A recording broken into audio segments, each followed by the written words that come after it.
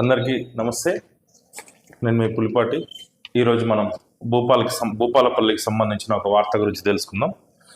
భూపాలపల్లిలో superintending engineering operation circle Bhupalpalli వాళ్ళు గత నెలలో ఒక ఆన్లైన్ టెండర్ ఒకటి వాళ్ళ డిపార్ట్మెంట్కి సంబంధించి 33 kV టవర్ లైన్స్కి సంబంధించి ఒక టెండర్ రిలీజ్ చేశారు.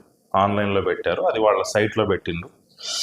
అంతవరకు బాగానే ఉంది. దాంట్లో టెండర్ నెంబర్ 2 నుంచి టెండర్ నోటీస్ నెంబర్ 2 నుంచి ఒక టెండరు, నెక్స్ట్ టెండర్ నెంబర్ 4 నుంచి ఒక టెండరు, టెండర్ నెంబర్ 3 నుంచి ఒక 4 టెండర్లు దీంట్లో పెట్టడం జరిగింది.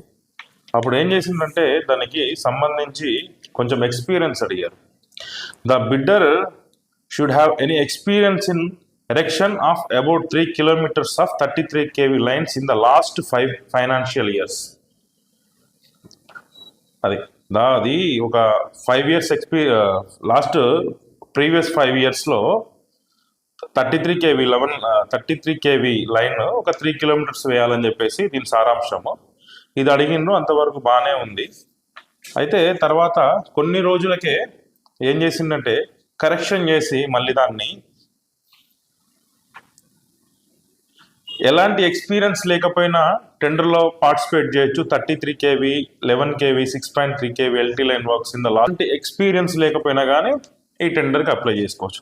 అంటే తెలంగాణ నార్థన్ పవర్ డిస్ట్రిబ్యూషన్ NPDCLలో ఇప్పటి వరకు 0 ఎక్స్పీరియన్స్తో టెండర్స్ వేయడం అనేది జరగలేదు. ఏ టెండర్ కైనా కానీ ఎనీ టెండర్ మినిమం ఎక్స్పీరియన్స్ ఉండాలి. కనీసం వంటలు ఉండే వాళ్ళకి కానీ, బిల్డింగ్స్ కట్టే వాళ్ళకి కానీ, కన్స్ట్రక్షన్ కానీ, ఏదైనా మేస్త్రి ఒక మనం ఇల్లు కట్టుకుంటా ఉంటేనే మీరు గతంలో ఎక్కడ పనిచేశారు, ఎక్కడ కట్టారు, ఎవరెవరు ఇల్లు కట్టారని అడుగుతాం.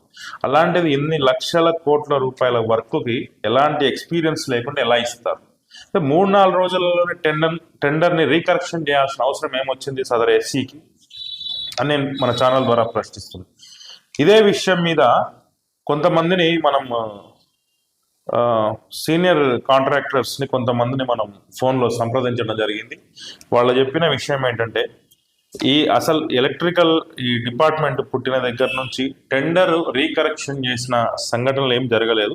ఎలాంటి సంఘటనలు జరిగినాయంటే ఒక 50% ఎక్స్పీరియన్స్ ఉండాలి.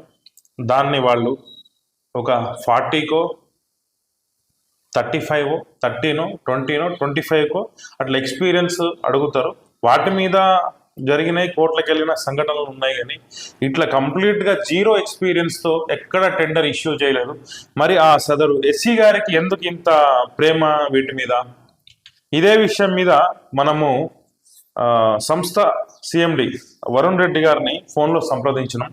వారు ఏం చెప్పారంటే, సార్ ఇది భూపాలపల్లి సూపరింటెండెంట్ ఇంజనీర్ దాంట్లో లాస్ట్ మంత్ టెండర్స్ పిలిచారు 33 kV లైన్ వర్క్స్కి ఒక 10 వర్క్లకు సంబంధించి.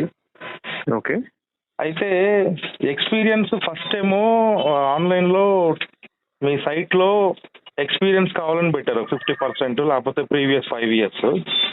ఓకే, కొన్ని రోజుల తర్వాత అసలు వితౌట్ ఎక్స్పీరియన్స్ ఏం లేకుండానే మళ్ళీ దాన్ని కరెక్షన్ చేశారు. వితౌట్ ఎక్స్పీరియన్స్ ఉండదు, నేను చెక్ చేస్తాను. So that is taken up at circle level. Okay, so participation లేకపోతే they might have reduce the experience. అంటే ఏంటంటే 33 kV లైన్ లో వితౌట్ ఎక్స్పీరియన్స్ వర్క్స్ చేస్తే రేపు ఏదైనా సమస్యలు ఐ చెక్, నేను కనుక్కుంటాను ఏమైందో సర్కిల్లో. So that is being taken up at district level. Okay, so but నేను అనుకోవటము I will find out that if there is no participation they would have reduce the experience, but 0 experience కి ఇవ్వరు. Will find out ఏమైంది అనేది కనుక్కుంటాను. Okay sir, మీకు details experience 0 experience తో tender ఇవ్వడం కుదరదని చెప్పారు. నేను వారికి మెయిల్ చేశాను, వాట్సాప్ కూడా చేశాను. విషయాన్ని వాళ్ళు చూసుకుంటారని చెప్పారు.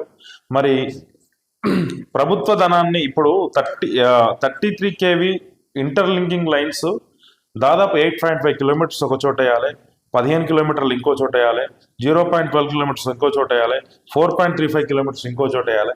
ఇంత పెద్ద భారీ లైన్స్ 33 kV లైన్ అంటే మీకు తెలుసు, పెద్ద పెద్ద టవర్స్ ఉంటాయి, M-type టవర్స్ పొలాలలో ఉంటుంది. ఆ లైన్లు 33 kV లైన్. 11 కేవీ అంటే మన రోడ్ సైడ్స్ ఉంటాయి, ఒక ప్రాంతం నుంచి ఇంకో ప్రాంతానికి వెళ్తే. కానీ 33 కేవీ లైన్ అట్లా కాదు. ఆ, మన పవర్ ప్రాజెక్ట్స్ ఉంటాయి కదా, వాటి దగ్గర నుంచి మన ప్లాంట్స్ నుంచి అక్కడ నుంచి అవి వస్తూ ఉంటాయి అన్నమాట. అంత హెవీ లైన్స్ని ఎలాంటి ఎక్స్పీరియన్స్ లేకుండా ఎట్లా ఇష్యూ చేస్తారు అనేది ఇక్కడ ప్రశ్న.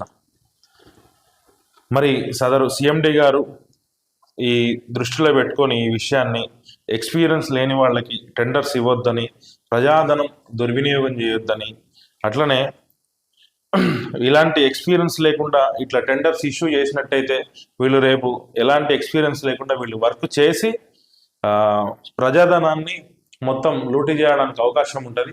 కాబట్టి తమరు ఈ విషయాన్ని దృష్టిలో పెట్టుకొని ఆ టెండర్లని మళ్ళీ రీపోస్ట్ పోన్ చేయవలసిందిగా కోరుతున్నాం.